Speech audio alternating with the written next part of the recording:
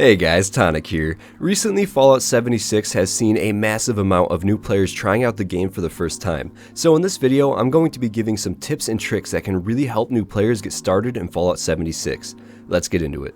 First up, let's talk about the watchtowers that are scattered across the map. These are extremely beneficial to new players, as not only does it act as a fast travel point, but you can actually climb these towers and have a prompt to scan the area to show you locations that you have not yet discovered. Another useful way to find locations that you have not yet discovered are these maps inside of train stations. So you can see right here that I am in the Morgantown train station, and I have not yet discovered the White Springs train station. However, if I go on this map and hit view, it will mark it on my map, and then I do have a little prompt so I can end up going there and exploring that later.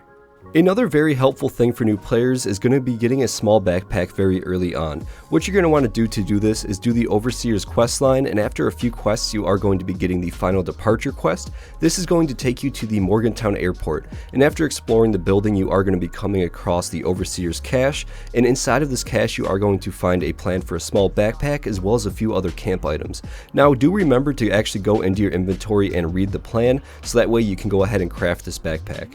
After you learn the plan, you are going to be able to craft two different variants. You can craft a level 1 that gives you an extra 5 carry weight, and a level 10 that gives you an extra 10 carry weight. It might not seem like a lot, but trust me, it does come in handy. Also, you can modify this backpack just like any other. You can add different flares to it, different modifications, and even different skins.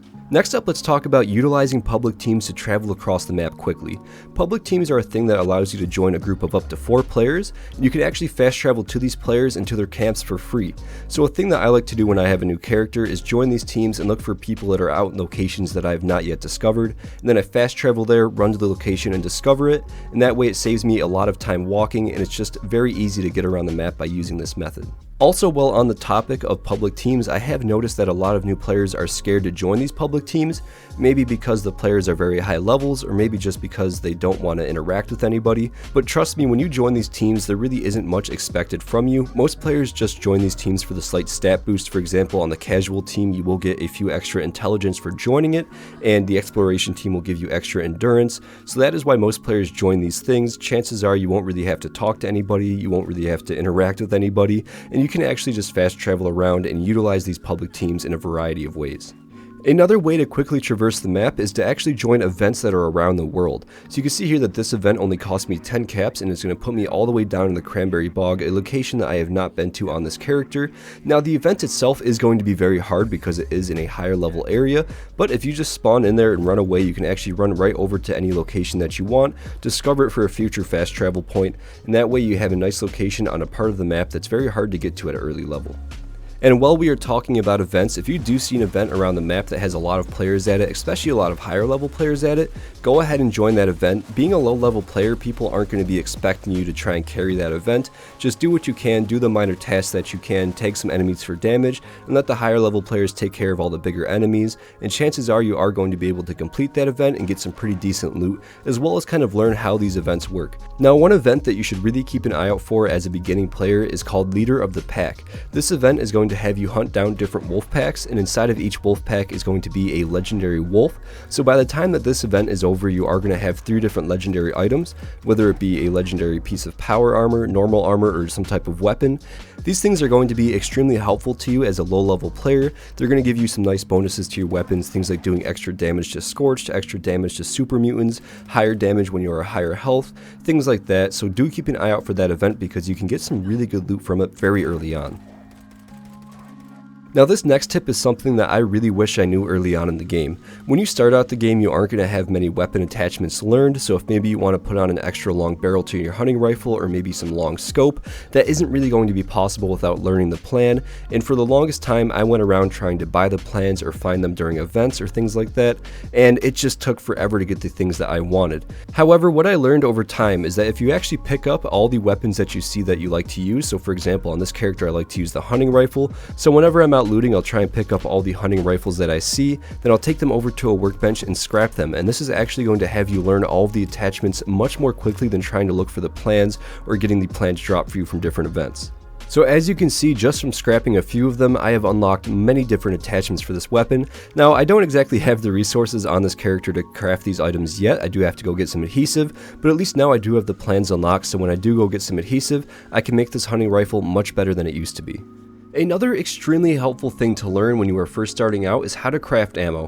When I started this game, I focused on buying ammo at vendors or finding it while looting, and it just took a long time and it never really got me the proper amount that I needed. So you can see here that I am pretty low on ammo for this gun, but we're going to head right over to a tinker's workbench and we're going to go over and find the ammo type that we need, which is going to be 308. All it's going to cost us is a little bit of lead, a little bit of steel, and some gunpowder. Now, all of this mainly takes the same exact thing, just some gunpowder, lead, and steel. However, you will find some exceptions like arrows that are going to take some plastic and steel, as well as shotgun shells that do need some plastic. So for the 308 rounds, we're just going to go ahead and slide this over, craft our ammo, and boom, we now have over 100 rounds and we're ready to go on a quest. Now when it comes to getting the resources to craft this ammo, it's really not too bad. If you keep an eye out for these canned chimes, these are extremely helpful. As you can see, I'm just going to grab 3 of them right there and get out of there so we have no more danger. And when I go and inspect it, we have 36 of them now, and each one is going to give you 2 steel and 1 piece of lead. So just by getting these things, you get pretty much all the resources that you need besides gunpowder, but gunpowder can be easily made just with some cloth, or it can be found on a lot of dead enemies.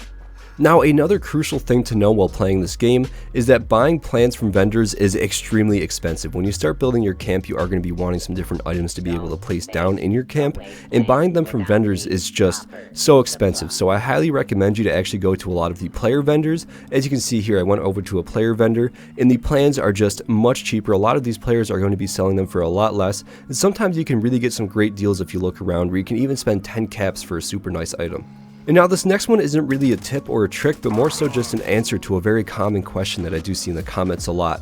And that is, why are so many players so low health and have such high radiation? And the answer to this question is because it's actually a very specific type of character build. Now, as you can see right here on my character, I am very low health and I do have a lot of radiation. However, the things that I use complement that. So you can see here that my armor pieces do give me plus stats while I am low health, and even my weapon does extra damage the less health that I have. So what this is called a bloodied build, and you are going to be seeing all sorts of different types of builds, but bloodied builds are just very popular because they are extremely effective. Now, if you would like to see more about character builds, I do have a beginner's guide to character building, which I will throw up on top of the screen right now, as well as down in the description below. But let's move on to the next tip. The next and last tip of this video is going to be, just ask if you need anything. This community is so nice, and if you go up to any high level player and just ask for maybe some stim packs or ammo if you are really in need of it, chances are they are going to give you it, and even a little bit more. These players are so nice, this community is so nice, and if you do see high level players dropping you items and shooting at a bag, that means that those items in that bag are yours as a gift, and to take those items, please. A thing that I like to do, as well as a lot of other high level players like to do, is look around the map for some low level people and just run at them and give them anything that they need. So if you do see a high level player sprinting at you, chances are they aren't trying to hurt you and they're not going to try and kill you. Chances are they're just going to be trying to give you some items that might help you out later in the game. So do keep an eye out for that. Do try and take any gifts that are given to you, and do try and pay it forward as well if you do get in the position to be able to do that, because that is a big part of the community. We all just like to try and help out so that people can really enjoy this game. But that is pretty much going to be it for this video, so I really do hope that some of these tips and tricks help you out. I do want to say thank you so much for stopping by and watching, and as always, I would like to give a massive thank you to all the channel members: Dalton Murphy, Axel, Parmesan Cheese, Yosevated, Anxiety Rangers, Kevin W, Anna S, Fallout McFly, Network Gate, Golty, Robert Kennard, Wandering Wastelander, Lanthar, Anna Reestes, Captain Awesome, Citizen Girl, Heather Henderson, Patrick Ruda, 23 Icefire, Jay Smith, Argent Deer, Bowser Double Frang, Ice Cream Manny, Chris Decker, Theodore, Digital Aardvark, Christy Mellon Schwitz. You guys are amazing. I love you guys, and have a great day.